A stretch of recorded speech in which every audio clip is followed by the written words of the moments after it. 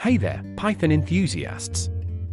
Welcome back to the 100 Days of Python series. Today is day 12, and we're diving into the fascinating world of object-oriented programming, or OOP for short. In this video, we'll cover the basics of classes and objects, creating methods and attributes, and an introduction to constructors and class inheritance. Ready to take your Python skills to the next level? Let's get started. Let's start with the fundamentals, classes and objects. In Python, everything is an object, and classes are blueprints for creating objects.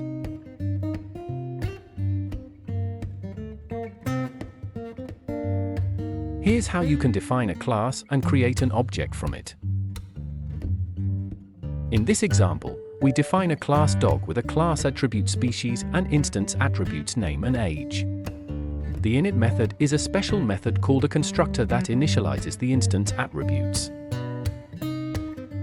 Now, let's add some behavior to our class by creating methods.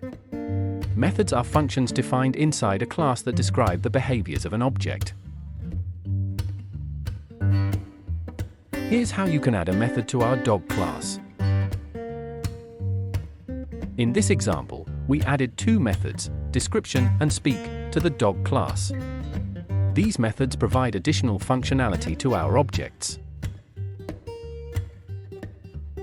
Finally, let's dive deeper into constructors and introduce the concept of inheritance. Inheritance allows one class to inherit attributes and methods from another class, promoting code reusability. Here's an example of a constructor and a class inheritance. In this example, the dog class inherits from the animal class. We use super.init to call the parent class constructor, ensuring the name and age attributes are initialized. The dog class also has an additional attribute breed and a method speak.